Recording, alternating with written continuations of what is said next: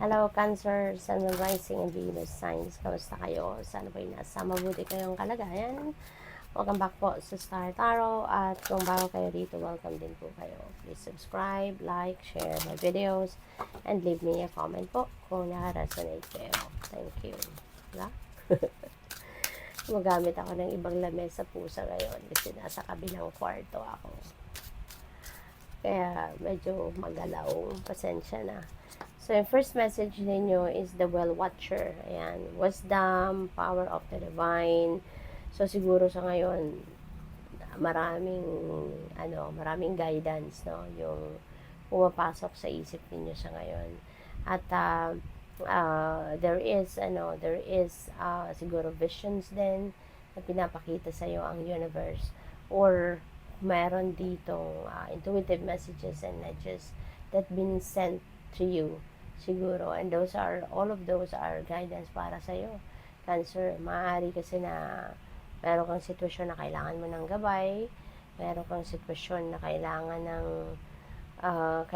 mo ng tulong ngayon from the divine, no? Makapangyarihang tulong. Isa pa, yung wisdom ninyo, you've gained a lot of wisdom in the past, you've gained a lot of lessons na sa buhay ninyo, seasoned na kayo in terms of life experiences, diba? Seasoned na kayo, marami na kayong natutunan, marami na kayong alam sa buhay.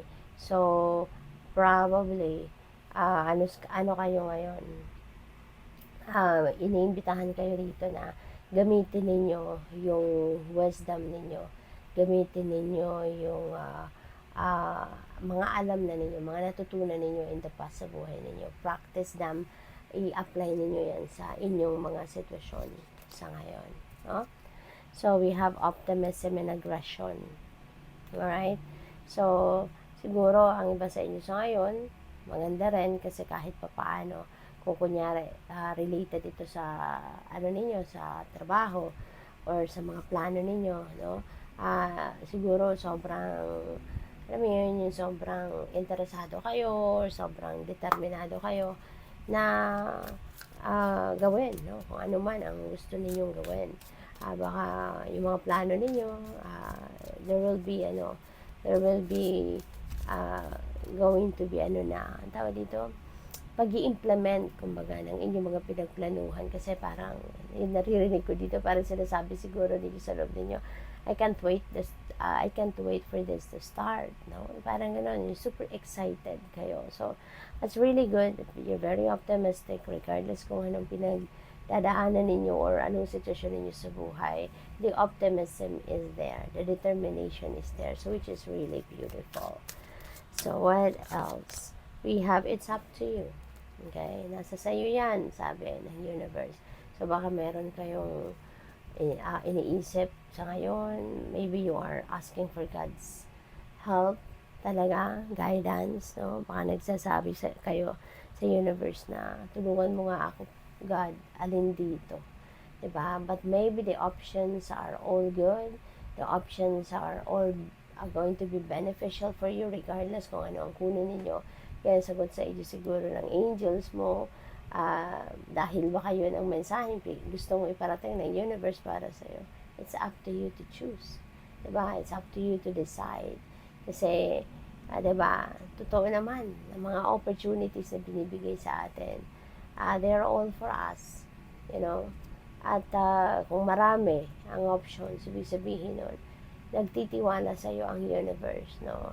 Na you are going to use your own judgment and discernment at pipiliin mo dito kung ano sa tingin mo ang sakto sa criteria mo, kung ano yung talagang sa tingin mo ay makakabuti para sa iyo, something like that, no? Kaya binibigyan ka ngayon ng liberty to choose.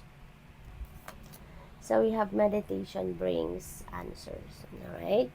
So mag-meditate kayo, no? If you have choices na kailangan pagpilian at medyo nahihirapan kayong mamili, mag-meditate kayo. Because indeed, meditation bring answers. Nakakatulong ito na magkaroon ng linaw ang inyong isipan at dyan ninyo maririnig, no? Malinaw na maririnig yung gustong sabihin sa iyo ng universe during meditation, no?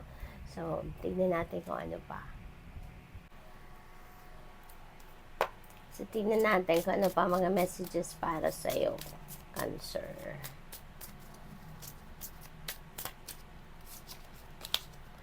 So, we have the 9 of Swords. Ayan. So, meron kayong pinag-worry, ano? Maybe you are stressed out. No? Meron kayong pinag-aalala rito. Parang ano din, super negative na iniisip ninyo siguro sa ngayon. May problema kayo. Maybe you are, parang mag-overthink kayo siguro dito eh. No? Maybe you are overthinking about something. At yun ang nakakapagpa-stress sa inyo. No? So, sana mas isipin ninyo kung ano yung positibo, kung ano yung solusyon, no, na pwede ninyong magawa dito sa kung ano man ang pinoproblema ninyo. Kasi always remember na lahat ng problema may solusyon. Kaya isipin na lang natin kung ano magagawa natin para ma-solve kung ano man ang pinoproblema natin. Okay, wag na nating isipin yung paano nangyari, paano umabot sa ganitong problema, wag nang magsisi, 'di ba? At move forward na lang dapat. Isipin na lang kung ano yung posibleng mas magandang gawin para maayos ang problema, para maalis ka na sa ganitong sitwasyon. No, na nag-worry ka, hindi ka na nakakatulog na maayos, something like that. So, we have 5 of Cups. Ayan, merong lungkot, no? Merong panghihinayang, no? Maybe this is related to each other. Baka kung ano itong kinai-stressan ng iba sa inyo sa ngayon, that could be this, no? Itong naging dahilan, no? Na maaaring nagkaroon kayo ng kaaway, magkaroon ng maaaring nagkaroon kayo ng missed opportunity, maaaring nagkaroon kayo ng regrets, no, dito. Pero ganun pa man, 'di ba? Dapat isipin na lang natin yung kung ano ang positibong aspeto ng sitwasyon na 'yan. Doon kayo na lang humugot ng inspirasyon and motivation, 'di ba? To move forward, no? Para makaalis na kayo sa negative energy na 'yan. At ang maganda din dito kasi merong someone that is supportive of you. Merong someone dito na parang siguro alay mo 'yan, kaibigan mo, o pwedeng mahal mo sa buhay, 'di ba, kapamilya mo. Ang maganda dito kasi nandyan siya para sa iyo. No? Ang maganda dito kasi sinusuportahan ka niya. Maybe he or she is giving you comfort, ina-advise ang kanya, yung ganun ba, no? So, there is support, hindi na maganda dyan. 7 of Wands, ayan, so, siguro dito din, meron mga tao siguro that are not happy, no? Doon sa mga tagumpay mo, they're not happy of what you have become, no? Kung ano yung mga possessions mo ngayon, anong meron ka, parang ganun. Kaya there could be people dito na parang nagbabantay kung kailan kanila ma-take down. Nagbabantay kung kailan kanila maapektuhan in a negative way. Diba? Kaya laban lang, Cancer. Huwag mo silang hayaan na controlling ka nila. Diba? Huwag mong hayaan na kunin nila yung inyong peace. Diba? Kasi po pwedeng sila ang dahilan kung bakit kayo may ganito. Bakit kayo nai-stress. Bakit kayo nagkaka-anxiety. Maybe because nai-intimidate ka nila. No? So, po pwedeng ganun. Sana, no, wag ninyong hayaan na mo-overpower kayo ng mga pangbubuli or pang-intimidate ng ibang tao sa'yo. Do not allow them to affect you in a negative way. 'Di ba? Kasi, mas matutuwa sila. 'Di ba? Mas matutuwa sila na effective yung ginagawa nilang pang-aasar sa'yo, pang-iinis sa'yo kung meron man. 'Di ba? Kung makikita ka nila na mamroblema ka, kung nakikita ka nilang hindi ka masaya, kung nakikita nilang parang bothered ka, 'di ba? So we have justice. You're getting what you deserve. No? You're getting what you deserve. Kung ano yung para sa iyo makukuha mo. At pwedeng meron kang katulong dito. No? Pwedeng meron susuporta sa'yo.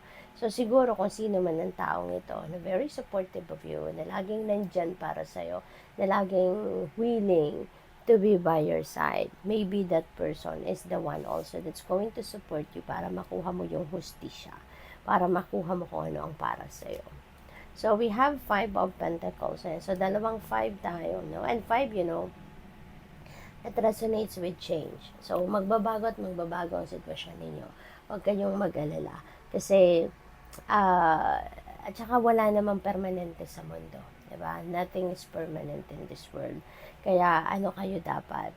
Ang tawag dito, mag-ano kayo, umasa kayo for the best possible outcome. Okay? Umasa kayo na gaganda din ang inyong sitwasyon. Pero dapat tutulungan mo din ang sarili mo. Diba? So, your situation is going to improve eventually. Diba? Umasa kayong ganun ang mangyayari. At, dito kasi sa 5 of Pentacles, baka may involved na pera. No? Baka kayo ay nalulungkot. Kayo ay feeling down din dito because there may be involved money. So, ang napipick up ko dito baka there is someone who have betrayed you involving money. Baka meron ditong nanloko sa'yo, merong nambudol sa'yo, merong nanloko sa inyo rito. Baka anong tawag dito? Nagkaroon ng swindling dito, no? Siguro. For some of you. Kaya maaaring ito din ang naging dahilan kung bakit marami kang pagsisisi na siguro naisip mo, sana hindi ko siya, alam mo yun, sana hindi ko siya tinulungan or sana hindi ako nagtiwala sa kanya kung sino man itong nakapanloko sa'yo. No? So, yun lang din naman napipick up ko dyan. So, what else? We have 10 of Wands. No? So, there could be a beautiful realization for some of you rito na kung ano man yung problema na ito na maaring bit-bit ninyo, emotional burden, diba? Mabigat na siguro. You're going to put that down. No? So, mas gugustuhin mo ngayon na mag-move on ka na from that at unti-unti siguro with the help of this person na very supportive of you, maiisipan mo na tama na. No? Tama na tong hirap na dinadanas ko. I'm going to move on from this. I'm going to resolve this once and for all. Haharapin ko na to hanggang sa para magkaroon ka na ng mas makakahinga ka na ng maluwag. No? Which is good. Diba? Para makapag-move on ka na sa buhay. So, good luck sa'yo. Thank you for watching. Love and light. Namaste.